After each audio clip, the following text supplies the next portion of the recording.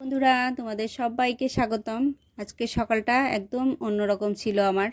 এমনিতে সকালবেলা আমার খুব তাড়াহুড়ো থাকে, দুই মেয়েকে স্কুলে পাঠানো, টিফিন তৈরি করা, সকালের সব কাজ সময় মতো করা।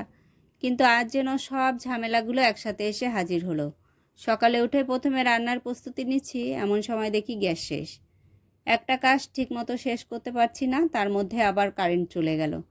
তখন তো আর ঝামেলার শেষ নেই, কারণ মেয়েরা স্নান করে স্কুলে যায়, তার জন্য জল গরম করতে হয়। কারেন্ট না থাকলে সব কিছু উলটপালট হয়ে যায়। স্নান শেষে আবার ওদের চুল শোকাতে হয়, চুল বেঁধে, ভেজা চুল তো আর বেঁধে যাওয়া যায় না। যাই হোক, একরকম সব সামলে মেয়েদের তৈরি করলাম। আজকে টিফিনে খুব তাড়াতাড়ি করে দিলাম স্যান্ডউইচ, সহজ হলেও ওদের খুব পছন্দের। ওরা বেরিয়ে যাওয়ার পর মনে হলো আজকে সবচেয়ে বড় কাজটা শেষ করলাম। কিন্তু আমার কাজ তো আর শেষ নেই। ঘরে এসে দেখি অনেক জামাকাপড় জমে আছে। কয়েকদিন ধরেই যে বৃষ্টি হচ্ছে, জামাকাপড় ঠিকমতো মেলা হয় না।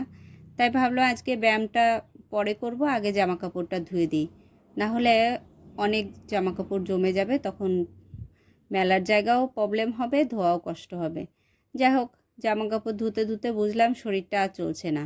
সকালবেলার এত দৌড়ঝাঁপ, শরীর আর পারছে না। তাই ভাবলাম 5 মিনিট আগে রেস্ট করে নিই, তারপরে ব্যায়ামটা করব। একটুখানি শুয়ে রেস্ট নিলাম, তারপর আর দেরি না করে ব্যায়ামটা শুরু করলাম।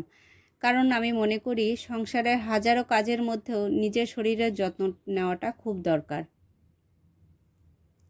আমরা মায়েরা সবার যত্ন নিতে নিতে নিজেদের কথাই ভুলে যাই।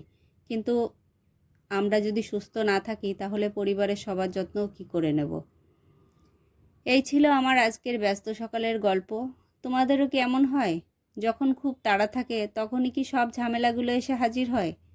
কমেন্টে অবশ্যই সবাই জানাবে।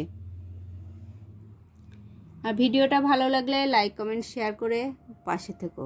সবার জন্য ভালোবাসা ও শুভকামনা।